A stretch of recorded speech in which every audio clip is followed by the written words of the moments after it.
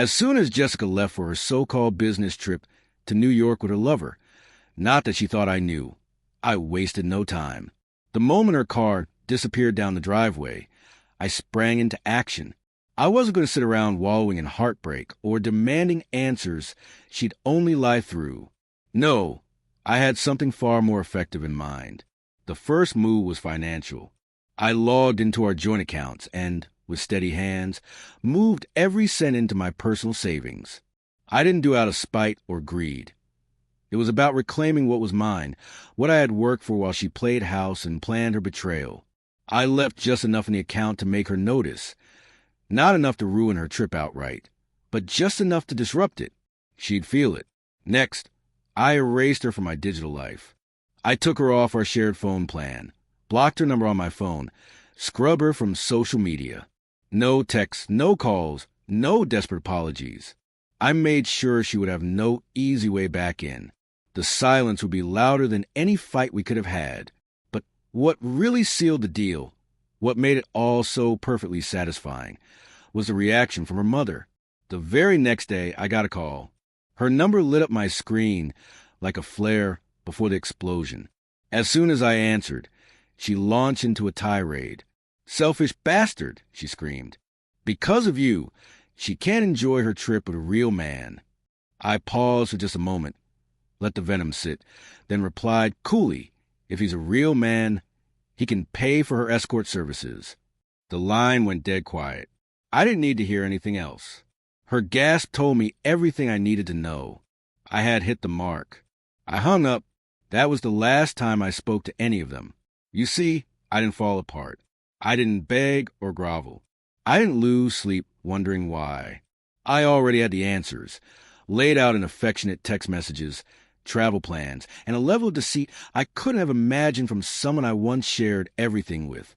For 8 years, I believed we had something real. A cozy home in the Dallas suburbs, 2 good jobs, vacations, laughs, the kind of marriage people looked up to.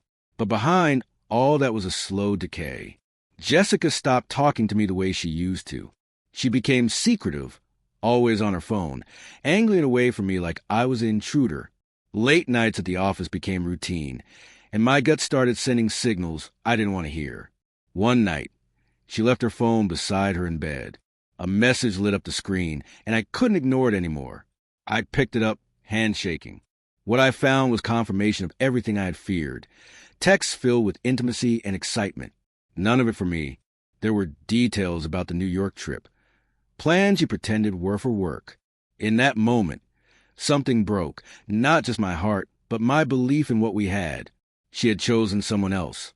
Not just in secret, but with full awareness of what she was risking. Or maybe she thought I'd never find out. Maybe she thought I wouldn't do anything if I did. But she underestimated me. That night, while she slept beside me like everything was fine, I made a decision. I wouldn't scream. I wouldn't confront her. I would make her feel the consequences. I would remove myself from the story she thought she was in and write a new one where I took my power back. And that's exactly what I did. By the time she landed in New York and tried to buy dinner with our card, I imagined reality began to sink in. No access to money. No way to contact me. No safety net. Just her affair partner, and a growing realization that the man she betrayed wasn't the fool she took him for. I didn't get closure through words or confrontation. I got it through silence, through action. And in that quiet, I found something else I hadn't felt in a long time. Peace. He was ready for the fallout. The image of her sitting in some hotel room beside her lover, fumbling to understand why her cards weren't working and why she couldn't reach him, pulled a dark smile across Eric's face. There was no guilt, no second-guessing, only a sharp, quiet sense of justice. She'd made her decision, and now she'd have to live with it. As the hours passed, Eric kept an eye on his phone. He knew Jessica wouldn't stay silent for long. But he hadn't expected the call that came the next day, one that would shift the entire course of what followed. That morning, coffee in hand, Eric was mulling over the events of the previous day when his phone buzzed. His mother-in-law's name lit up the screen. He wasn't surprised. Jessica must have figured out what he'd done, and of course, she'd gone running to her mother, letting it ring a few times.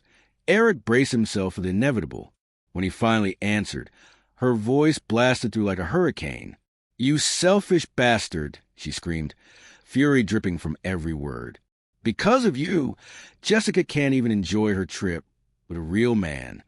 The audacity nearly made Eric laugh. Here was a woman defending her daughter's betrayal and blaming him for the fallout. It stunned him for a beat, but only a beat. As her tirade continued, rambling through insults and half-baked accusations, Eric leaned back, calm settling in. When she finally paused long enough for a breath, he struck back, his voice measured, sarcastic, and cold. "If he's a real man," he said smoothly, "then he can pay for her escort services." The silence on the other end was immediate. Then came a gasp, sharp and shocked. Eric didn't wait for her to recover. He ended the call, a quiet satisfaction spreading through him. That moment sealed it for him. He'd not only taken control of the situation, but he'd struck where it hurt, at their entitlement, their assumption that he would always endure and enable their twisted version of loyalty. Jessica's betrayal had already cost her more than she expected, and now her family's outrage only proved how deeply they'd underestimated him. She was stranded, her lifeline, his money, his name, cut off. The weight he carried for so long began to lift. Things unraveled quickly after that. Jessica, who had probably been enjoying the first moments of her escape, hit a wall when her credit cards were declined at the hotel. Confusion gave way to panic as she realized Eric had blocked her number. She had spun a careful lie about a business trip, but now the truth hit her with full force. And she wasn't alone. She was stranded with the man she'd chosen over her husband. And suddenly there was no financial safety net to catch her. The lover, once the smug outsider in their broken marriage, now faced the very real consequences of his choices. With no access to Eric's resources, the financial burden of the trip landed on him. What had been a fantasy turned fast into a nightmare. Eric imagined the tension brewing between them, the silence, the blame, the unraveling of whatever illusion they had built. Meanwhile, his mother-in-law wasn't finished. After that stinging remark during their call, she bombarded Eric with voicemails and texts, some furious, some pleading, but he didn't answer. He was done letting their guilt and manipulation pull him back into the chaos. Every message only reminded him how complicit she had been in Jessica's behavior.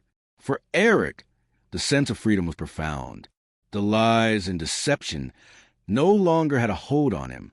Jessica had wanted both worlds, his loyalty and her lover's thrill.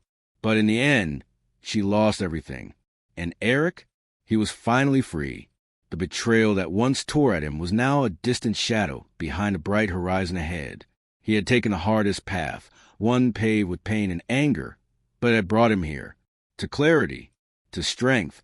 In choosing not just to leave, but to make them face what they had done, he found peace. He rebuilt his life, slowly, deliberately. No more pretending. No more carrying the weight of someone else's choices. Looking back, he knew it wasn't just about revenge. It was about reclaiming himself. Sometimes, healing requires more than walking away. It requires making sure they feel every ripple of what they caused. And now, with his life in his own hands again, Eric was content. "I've rebuilt my life," he reflected, "and I've never been happier." As for Jessica, she learned the hard way. You don't bite the hand that feeds you. Her betrayal cost her everything. And the sting of losing Eric? That would linger long after the money dried up. As the story came to a close, Eric turned to the audience, his gaze clear and steady. "What would you have done?" he asked, inviting the viewers to share their thoughts. "If the story hit you," he added, "give a like and don't forget to subscribe for more stories like this one. Let's keep exploring these journeys together. Click the bell so you don't miss the next one." And with that, Eric's journey ended, not in bitterness, but in resolve, leaving his audience to sit with the weight of his choices and the powerful message buried beneath them. That in the wreckage of betrayal, there is still a path to strength, clarity, and freedom.